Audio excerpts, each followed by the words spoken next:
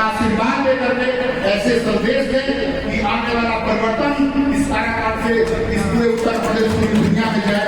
यही उम्मीद को लेकर के आज पवन के बीच में मेरे और आपके बीच में आए हैं। एक चीज और है, लोग गुमराह करता है कि पवन जी आगे विजेता है, स्टार है, आज है और कल चले जाएंगे, यहाँ रहेंगे कि नहीं रहेंगे। हम लोगों ने चुनौती के रूप में इसको स्वीकार किया है।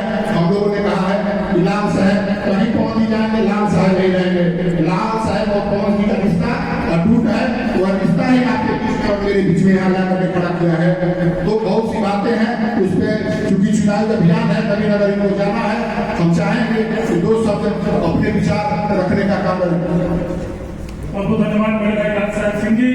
हम आग्रह करेंगे हमारे पवन जी से, हमारे सुखबीर चचा हैं, आप इनके फमाला देकर सम्मानित करेंगे। गार्जियन इतनी कड़ी धूप में पिछले 3 घंटों से हमारे बीच बैठे हुए हैं। पूर्व के प्राचार्य भी हैं और हमारे गार्जियन भी हैं और यादव महासभा के अध्यक्ष भी हैं। बहुत बहुत धन्यवाद।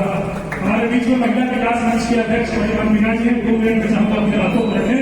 बड़े बहन मीना जी लगातार प्रयासरत हैं भाई पवन जी को कलाकार लोकसभा संसदीय क्षेत्र में विजय प्राप्त है। मीना जी। सभी यदुवंशी भाइयों को मेरा प्रणाम।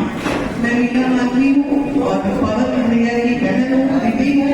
बस आप लोगों से निवेदन है कि एक मौका युवा को मिलना चाहिए और उम्मीद नहीं, पूर्ण विश्वास है जिस प्यार से आपने हमें बुलाया है। और सबसे अच्छी बात है कि पप्पू यादव जी ने खुद ही समर्थन किया है पवन जी का। उम्मीद करते हैं आप सबका सहयोग मिलेगा।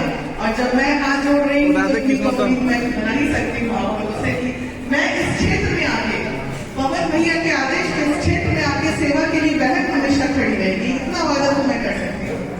Thank you. और पवन भैया को बहुत जगह जाना है तो मैं चाहती हूँ चूंकि नवीन नगर का कार्यक्रम है, इसलिए बहुत सारे भाषण ना करते हुए हम आग्रह करेंगे